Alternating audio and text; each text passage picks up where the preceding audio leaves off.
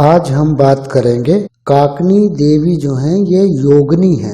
64 प्रकार की योगिनी शास्त्रों में वर्णित हैं। अगली वीडियो में मैं बताऊंगा कि कौन सी योगिनी कितने समय तक 24 घंटे में 64 योगिनी पूरी हो जाती हैं, तो एक योगिनी कितने समय तक रहती है पूरे दिन में। एक बार भगवान शिव ने कहा था कि 24 घंटे का जो हिसाब है वो हमारे 64 योगिनियों के अंडर में आता है। तो देवी यदि कोई 64 योगिनियों में उनकी साधना सही प्रकार कर लेता है तो उसके सारे कर्म सुधरने लग जाते हैं और उसको मोक्ष प्राप्त होता है तथा उसके आध्यात्म को कोई चुरा नहीं सकता, उसको कोई बरगला नहीं सकता और ना ही कोई उसकी ऊर्जा को छीन सकता है। तो ये एक अलग विषय है। अब हम बात करेंगे काकनी देवी के बारे में। तो काकनी जो योगिनी है, तो जरा इस शब्द को जब हम तोड़ते हैं तो काक प्लस नी, जैसे डाकनी हाकनी, तो काकनी डाकनी है तो डाक ले जाने वाली, काकनी है तो काक कहा गया है कोए को। कुछ लोग कौवा कहते हैं, कुछ कौवा कहते हैं। तो कौवा बहुत चतुर होता है, तो यहाँ पर काकनी की संज्ञा दी है, यानी ये देवी संसार के किसी भी छल कपट को पकड़ सकती है। यानी कुछ लोगों का हृदय चक्र नॉर्मली जागृत होता है, लेकिन जिस मनुष्य के चक्र में ये देवी प्रसन्न हो जाए, क्योंकि आसानी से प्रसन्न नहीं होती, इसलिए हार्ट चक्र अगर ज्यादा खुल जाए तो आदमी क्या करता है, किसी के बहलाने में फुसलाने में, किसी को इमोशनल देखकर अपने पास से पैसे दे देता है, उधार दिला देता है, फिर वो झीकता रहता है क्योंकि उसको उसका पैसा रिटर्न नहीं मिलता। कारण सामान्य तौर पर उसका चक्र खुला हुआ है। इसलिए यदि काकनी देवी इस चक्र में साथ देना शुरू कर दे मनुष्य का, तो वो कोई गलतियां नहीं करता, बहुत मुश्किल से ही कोई गलती करता है। वो किसी के भाव में नहीं आता, वो किसी के बहकावे में नहीं आता। यानी जितनी भी धूर्त प्रकार की चालाकियां हैं इस संसार में, उसके हृदय को सब समझ आती हैं, क्योंकि देवी हर भाव को मंथन करके उस आदमी को समझा देती है उसकी अपनी भावना के द्वारा कि सामने वाला व्यक्ति उससे क्या चाह रहा। इसीलिए इनको काकनी देवी कहा गया है।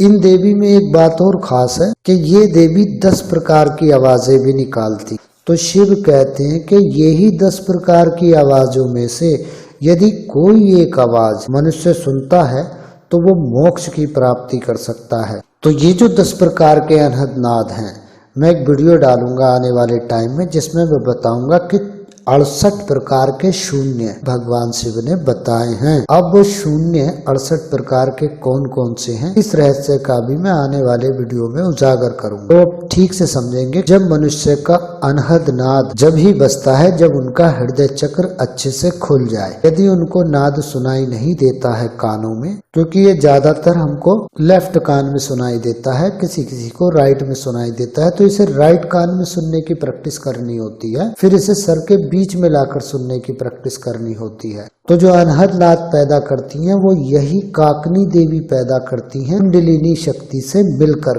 अब ये ज्यादातर कब जागृत हो पाती हैं? हृदय चक्र के साथ साथ एक चक्र और है जो 2 तरफ होता है, जो पुरुष में और स्त्री में दोनों के स्तन पर होता है, लेफ्ट और राइट। तो यहाँ स्त्री के स्तन की उपमा दे करके भगवान शंकर बता रहे हैं, जिसका संस्कृत में ये श्लोक है जो मैं आपको सुना रहा हूँ। श्वेत कुछ शिखरे शोभित अरुण कुछ क्षेत्रिका जल हरी कुछ क्षेत्रे विलसत नील कुचाग्र शिवलिंग सबरूपम श्वेत अरुण नील प्रभा भासित सतरजतम रूपम ध्यायेत कुछ युगम चक्रे श्वेत अरुण नील मंडलम। इसका अर्थ हो गया, श्वेत कुछ शिखरे शोभित अरुण कुछ क्षेत्रिका जलहरी, यानी सफेद प्रकार के कुछ के शिखर पर जलहरीम यानी जल से भरा हुआ एक गोलाकार, जिस पर हम कहेंगे जैसे कि कुछ क्षेत्र विलासित नील कुचाग्र शिवलिंग सबरूपम, यानी ये जो कुछ क्षेत्र है जो जल की तरह भरा हुआ है गोलाकार में, यानी पानी जैसा लगता है स्तन, इस पर जो निप्पल है उसको कहा गया है शिवलिंग के स्वरूप में शोभामान है। तो श्वेत अरुण नील प्रभा भासित सतरजतम रूपम, यानी श्वेत कुछ के श्वेत प्रकार के होते हैं, कुछ के जो है अलग प्रकार के कलर के होते हैं। तो इनमें 3 तत्व बताए हैं, सत रज तम, यानी सात्विक, राशि और तामसी। इस तरह से ये प्रतीत होता है। ये 3 चीजें क्यों कही हैं? कोई स्तन को देखकर अपनी माता को याद करता है, कोई प्रेयसी को याद करता है, कोई वासनात्मक तौर पर याद करता है। यानी इसे देखने पर भी 3 तरह की प्रकृति मनुष्य में पैदा हो जाती है। आगे भगवान शिव कहते हैं, ध्यायेत कुछ युगम चक्रे श्वेत अरुण नील मंडलम। इस जगह पर जब भी मनुष्य को ध्यान करना चाहिए तो एक श्वेत प्रकार का अरुण जैसा या नीले कलर का मंडल का एक प्रकाश का ध्यान करना चाहिए। तो ये दोनों स्तनों के बारे में भगवान शिव कह रहे हैं जो शिवलिंग के आकार का है, यहाँ पर हमें ध्यान करना चाहिए। तब हमारे ये दोनों लेफ्ट और राइट के जो क्षेत्र हैं, ये कुचाग्र क्षेत्र हैं, ये हमारा जागृत होते हैं। और इसी के मध्य में यदि आप देखेंगे तो हृदय है। तब यहाँ पर भगवान शंकर कहते हैं कि यहाँ पर शिव और शक्ति क्रीड़ा स्थल है, यानी शरीर का जो अर्धनारीश्वर स्वरूप है वो यहाँ पर दोनों स्वरूपों में मिलते हैं, यानी लेफ्ट और राइट, पुरुष और स्त्री दोनों का हृदय मिलकर के एक हृदय चक्र बनाता है, जिसको हम कहते हैं अनाहत चक्र।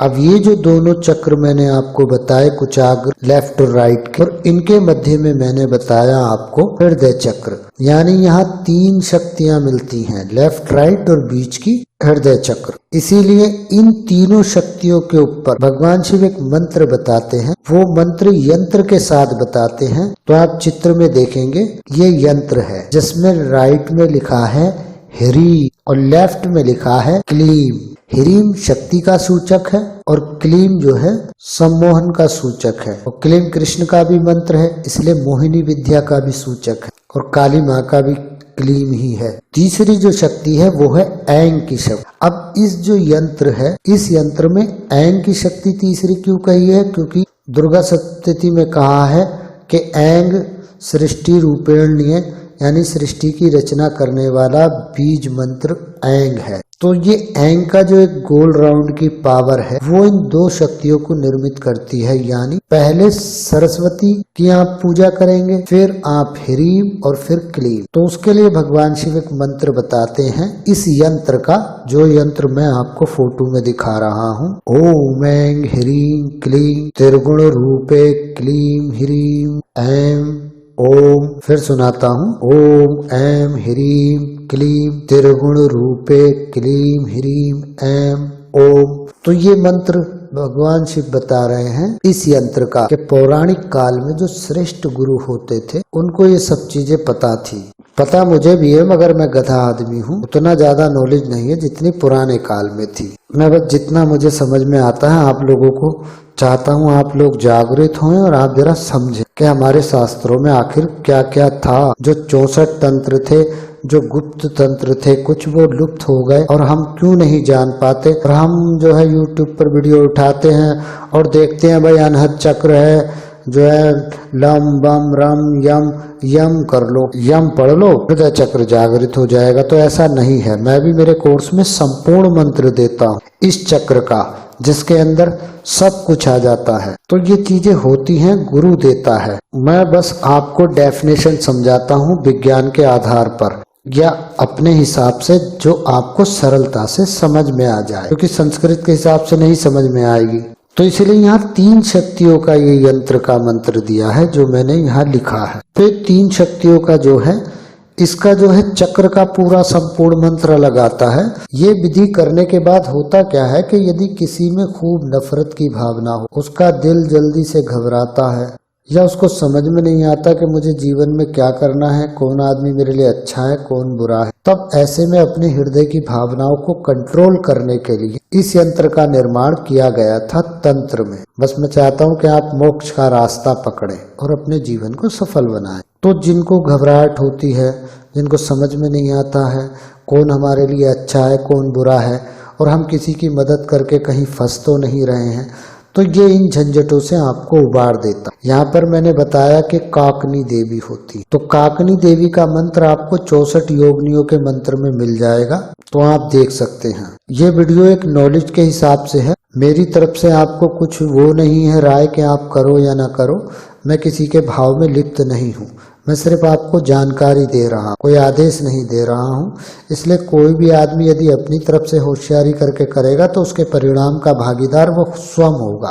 तो काकनी देवी के बारे में मैं बताता हूँ। जैसे मैंने कहा कि 64 योगनियाँ होती हैं, यानी ईश्वर ने योगनियाँ बनाई। जैसा कि पुराणों में नीत है कि माता काली के शरीर से 64 योगनियाँ निकली, और ज्योतिष में भी कहा गया है कि 8 प्रमुख योगिनियाँ हैं, बाकी योगनियाँ उनके अंडर में कार्य करती हैं। तो ये योगनियाँ आपके कर्म का लेखा जोखा रखती हैं। यदि आप मृत्यु के बाद अगला जन्म भी लेते हो तो यही योगनियाँ हिसाब देती हैं कि आपने क्या क्या कर्म कांड किए हैं। यदि अच्छा किया है तो आप सुख भोगोगे, यदि बुरा कुछ किया है तो आप फिर बुरा वक्त भोगोगे। और यदि आपने अपना अध्यात्म और अपना तपोबल मजबूत रखा है तो ये योगनियाँ आपको जब मरोगे, मरते समय शमशान में हाकनी नाम की जो योगनी है वही मनुष्य को प्रेत योनि में कन्वर्ट कर देती हैं। तो हाकनी देवी को भी पता है कि आपने क्या किया है, कौन कौन से कर्म किए हैं, आपको मोक्ष की राह पर भेजा जाए या प्रेत योनि में भेजा जाए। क्योंकि यमराज जी का नंबर तो बाद में ही आता है। अभी तो आपको मरने के बाद गलत कर्म करके पहले प्रेत योनि में भटकना होता है, तब बाकी की यातनाएं वो अलग मैटर है। तो मेरा ये सब बताकर आपको ये जताना है कि हमारे आध्यात्म में तुक्के मत लगाइए, किसी भी चीज को प्रोसीजर से करिए या फिर ऐसे जानकार से जुड़िए जिसको हर चीज का पता हो। तो जितना भी हो सके यही मेरी विनती है कि मोक्ष की राह पकड़िए।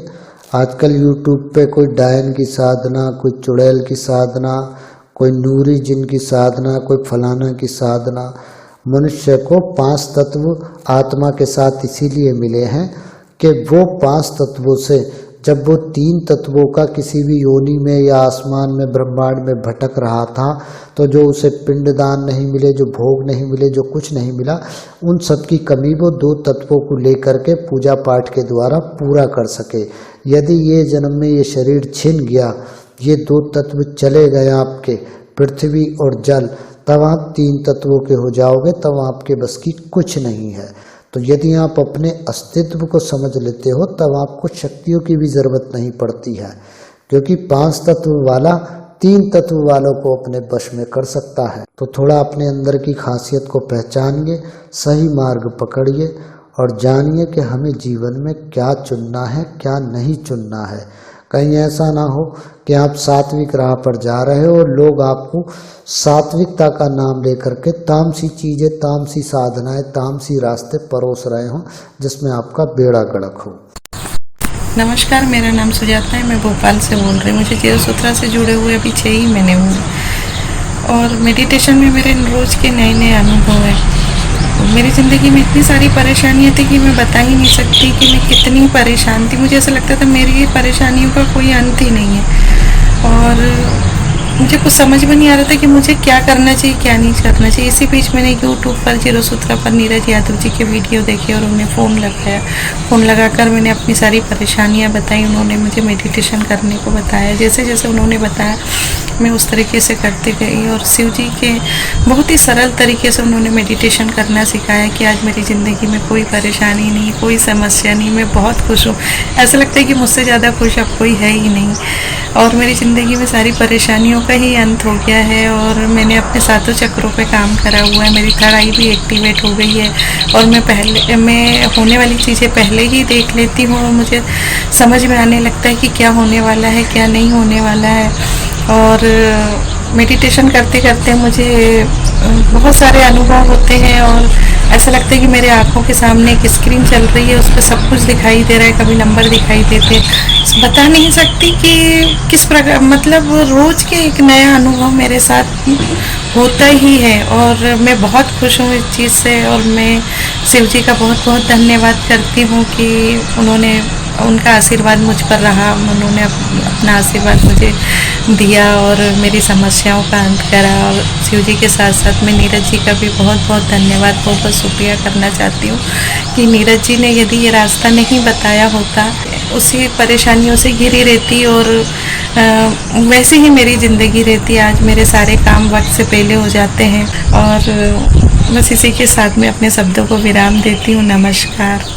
जो भी लोग मेरे कोर्स में जुड़ना चाहते हैं और रात को 8 बजे से लेकर 11 बजे के बीच कॉल करके मुझसे जुड़ सकते हैं। टेक्निकली कोर्स है, 1 टाइम फीस है, अनलिमिटेड कोर्स है। मेरी गारंटी रहती है कि आपको नुकसान कुछ नहीं होगा, फायदा कितना भी हो जाए ये आप जानो, क्योंकि टोटल विज्ञान है। मैं किसी को अंधविश्वास में नहीं उलझाता हूँ, क्योंकि आज तक लोगों ने अंधविश्वास पर ही रोटियां सेकी हैं। तो यदि आप विज्ञान के आधार पर चलते हो, किसी भी चीज को तर्क के आधार पर जान करके चलते हो, तो आप जीवन में जरूर सफलता पाते हो। तो हमसे जुड़े रहिएगा। प्रणाम।